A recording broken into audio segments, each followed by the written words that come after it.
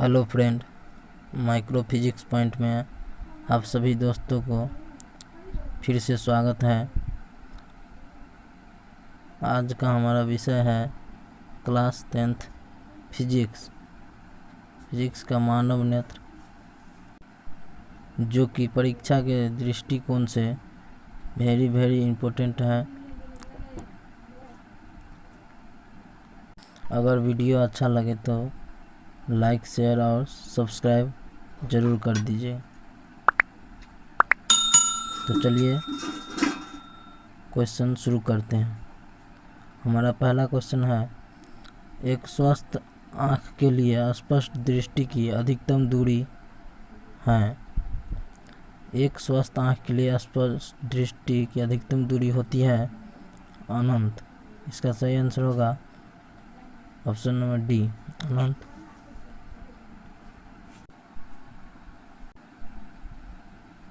अगला क्वेश्चन है, अभिनेत्र लेंस की वह क्षमता जिसके कारण वह अपनी फोकस दूरी को समायोजित कर लेता है। इसका सही आंसर होगा समंजन कहलाता है। अभिनेत्र लेंस की वह क्षमता जिसके कारण वह अपनी फोकस दूरी को समायोजित कर लेता है, वह कहलाता है समंजन क्षमता। अगला क्वेश्चन है, निम्न में से किस रंग का खतरे के सिग्नल में उपयोग किया जाता है। इसका सही आंसर होगा लाल रंग का।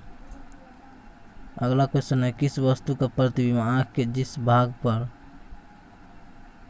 पड़ता है वह क्या कहलाता है। किसी वस्तु का प्रतिबिंब आँख के जिस भाग पर पड़ता है वह क्या कहलाता है। इसका सही आंसर होगा रेटिना। किसी वस्तु का जो प्रतिबिंब है हमारे आँख पर ही, रेटिना पर ही बनता है। अगला क्वेश्चन है, निकट दृष्टि दोष दूर करने के लिए किस लेंस का उपयोग होता है। तो निकट दृष्टि दूर करने के लिए अवतल लेंस का उपयोग किया जाता है। हमारा छठा क्वेश्चन है, समान दृष्टि के वयस्क के लिए सुस्पष्ट दर्शन की न्यूनतम दूरी होती है लगभग कितनी होती है। लगभग 25 सेंटीमीटर होती है। अस्पष्ट दृष्टि की न्यूनतम दूरी 25 सेंटीमीटर होती है।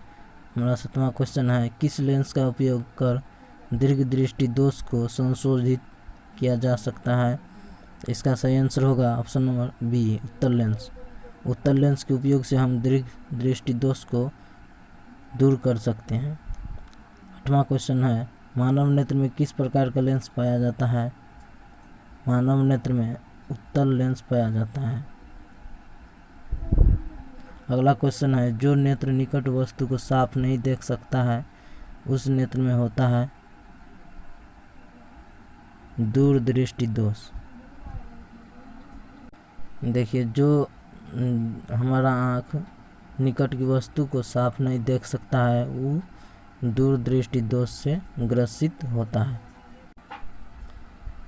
10वां क्वेश्चन है, पुतली के साइज को नियंत्रित करने वाले गहरा पेशीय डायफ्राम क्या कहलाता है। तो ये कहलाता है परितारिका।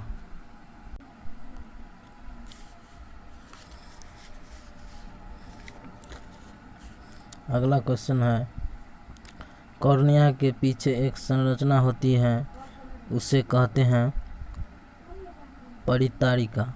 कॉर्निया के पीछे वाले भाग को परितारिका कहते हैं।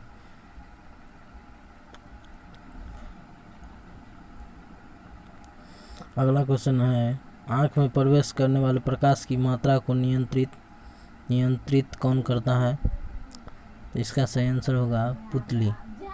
आँख में प्रवेश करने वाले प्रकाश की मात्रा को पुतली ही नियंत्रित करता है।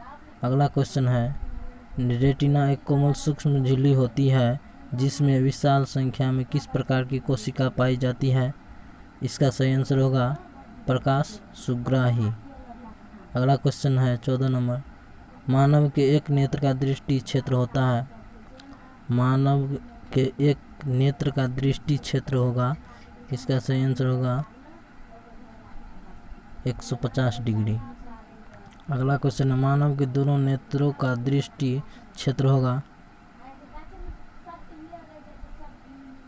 180 डिग्री। 16 नंबर क्वेश्चन है, जरा दृष्टिता क्यों उत्पन्न हो जाता है? क्योंकि इसका आंसर होगा नेत्र की समंजन क्षमता घट जाने के कारण। नेत्र की समंजन क्षमता घट जाती है, जिसके कारण जरा दृष्टि दोष उत्पन्न होती है। अगर वीडियो अच्छा लगे आप लोगों को तो कृपया चैनल को सब्सक्राइब और जितना ज़्यादा हो सके वीडियो को शेयर करिएगा, ताकि और भी इससे अच्छे क्वेश्चन हम आप लोगों को प्रोवाइड करा सकें। अगला क्वेश्चन है हमारा 17 नंबर, इनमें से कौन व्यक्ति नेत्र दान कर सकता है? नेत्र दान करने के लिए दमे का रोगी, मधुमेह का रोगी, ऊपर के दोनों सही है। अगला क्वेश्चन है, निम्न में से कौन ऐसे व्यक्ति हैं जो नेत्र दान नहीं कर सकते हैं? इसका सही आंसर है एड्स से पीड़ित। देखिए, एड्स से पीड़ित रोगी जो है व्यक्ति नेत्र दान नहीं कर सकते हैं, बल्कि दमा हो या जो भी हो कर सकता है। अगला क्वेश्चन है, विकासशील देशों में कितने करोड़ व्यक्ति दृष्टिहीन है? इसका सही आंसर होगा 101.5 करोड़। अगला क्वेश्चन, प्रकाश एक पुतली झिल्ली से होकर नेत्र में प्रवेश करता है, इस झिल्ली को क्या कहते हैं? परितारिका कहते हैं। अगला क्वेश्चन है, किसी अंतरिक्ष यात्री को आकाश कैसा प्रतीत होता है? इसका सही आंसर होगा काला।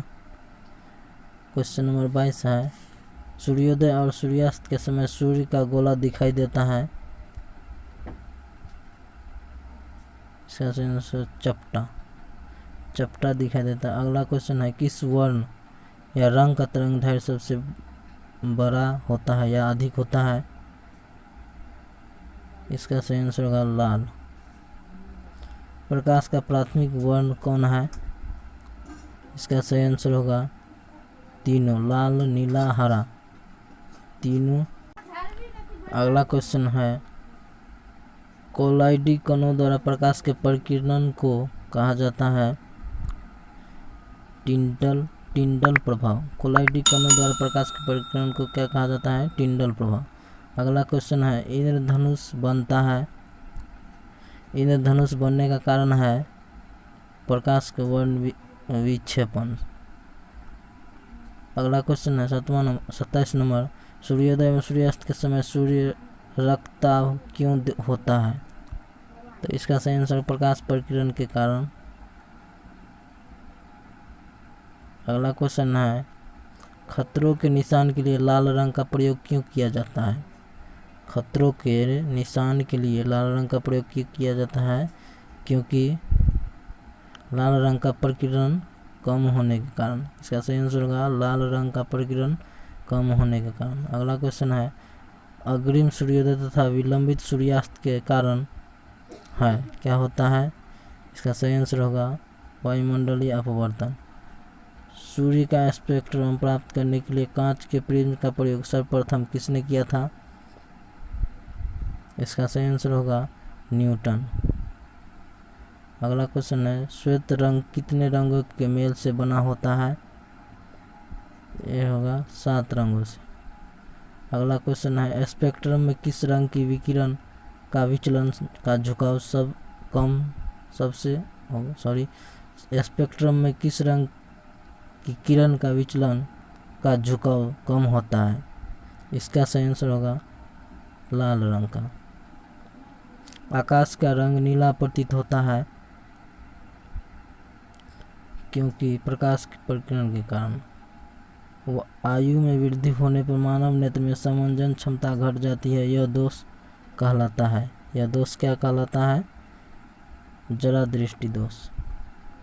दीर्घ दृष्टि दोष होने का क्या कारण है? दीर्घ दृष्टि दोष अभिनेत्र लेंस की फोकस दूरी का अत्यधिक हो जाना। अगला क्वेश्चन है 36 नंबर, श्वेत प्रकाश जब प्रिज्म से होकर गुजरता है तो जो रंग सबसे अधिक विचलित होता है वह रंग होगा बैगनी।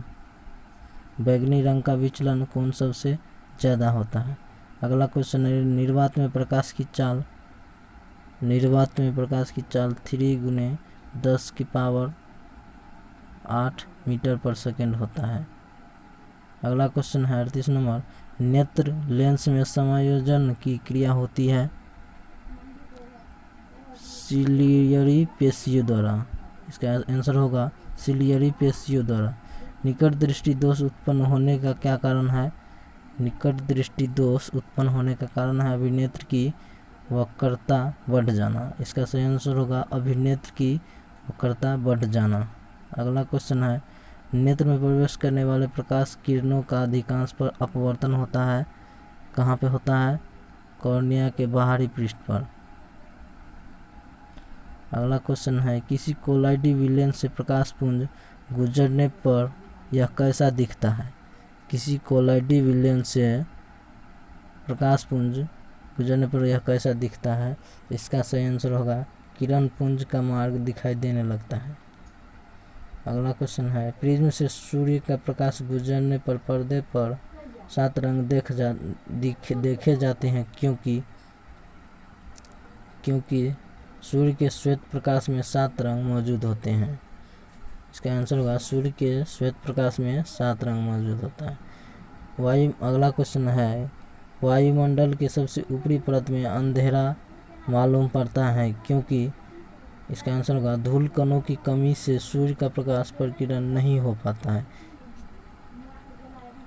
अगला क्वेश्चन है मोटर वाहन चलाने के लिए ड्राइविंग लाइसेंस निम्न में किन व्यक्तियों को दिया जाता है? इसका सही आंसर होगा जो वर्णदाता जो अंधे नहीं हो, वर्णदाता अंधे नहीं हो। अगला क्वेश्चन है अति सूक्ष्म कण किस तरह के प्रकाश का परिकिरण करने में अधिक प्रभावी है? इसका आंसर होगा नीला। 46 नंबर क्वेश्चन है इंद्रधनुष का बनना किस परिघटना पर आधारित है? इंद्रधनुष का बनना किस परिघटना पर आधारित है?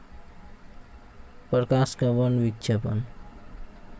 टोटल हम 60 क्वेश्चन करवाएंगे। अगला क्वेश्चन है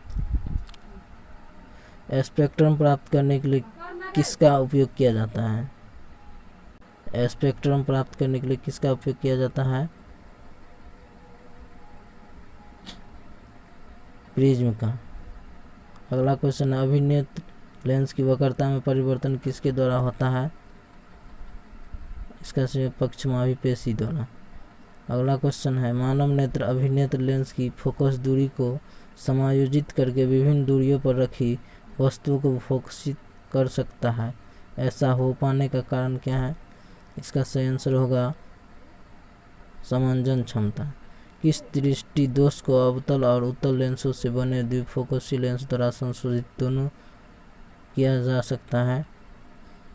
इसका आंसर होगा जरा दूरदृष्टि दोष। दोष रहित नेत्र 25 सेंटीमीटर और अनंत के बीच रखी वस्तु को आसानी से देख पाता है। इसके बीच की दूरी को क्या कहते हैं? इसके बीच की दूरी को कहते हैं दृष्टि परिसर। रेटिना में उपस्थित कोशिकाओं द्वारा प्रकाश को परिवर्तित किया जाता है। किसके द्वारा किया जाता है? वास्तविक प्रतिबिंब में। निम्न में से किसे स्वच्छ मंडल भी कहते हैं? स्वच्छ मंडल कहते हैं कॉर्निया को। अगला क्वेश्चन है कॉर्निया में दोष अर्थात उसके पूर्णतः गोलीय न होने के कारण किस प्रकार का नेत्र दोष होता है? इसका सही आंसर होगा अबिंदुकता। शिकार करने वाले जंतुओं के 2 नेत्र उनके सिर पर विपरीत दिशा में स्थित होते हैं, अतः इनका दृष्टि क्षेत्र होता है। इसका दृष्टि क्षेत्र होता है अधिकतम। अगला क्वेश्चन है कभी कभी कुछ व्यक्ति के नेत्र का क्रिस्टलीय लेंस दुधिया तथा धुंधला हो जाता है। इस स्थिति को क्या कहते हैं? यह होगा मोतियाबिंद। अगला क्वेश्चन है प्रिज्म से होकर सूर्य का श्वेत प्रकाश गुजरने पर श्वेत प्रकाश 7 रंगों में विच्छेदित हो जाता है। इसमें लाल रंग के प्रकाश का विचलन होगा लाल रंग का सभी रंगों से कम। सभी रंगों से कम होगा लाल रंग का। अगला क्वेश्चन है, नेत्र गोलक का व्यास होता है लगभग 2.3 सेंटीमीटर। अगला क्वेश्चन है, जब प्रकाश वायु के कणों पर पड़ता है तो कणों के आवेश कंपन करने लगता है और कंपन से प्रकाश उत्पन्न होता है और सभी दिशाओं में फैलने। क्वेश्चन है, जब प्रकाश वायु के कणों पर पड़ता है तो कणों के आवेश कंपन करने लगता है और कंपन से प्रकाश उत्पन्न होता है और सभी दिशाओं में फैलने लगता है। इस घटना को क्या कहते हैं? तो इस घटना को प्रकीर्णन कहते हैं। अगला क्वेश्चन है, अबिंदुकता नेत्र दोष वाले व्यक्ति के चश्मे में किस तरह के लेंस से दोष का निवारण होता है? ये हमारा लास्ट क्वेश्चन है, इसका आंसर होगा बेलनाकार लेंस। अगर वीडियो अच्छा लगे हो तो प्लीज़ चैनल को सब्सक्राइब, शेयर और लाइक ज़रूर करिएगा। इसी तरह के और भी वीडियो पाने के लिए हमारे चैनल को सब्सक्राइब कर लीजिएगा ताकि सबसे पहले नोटिफिकेशन पहुंचे।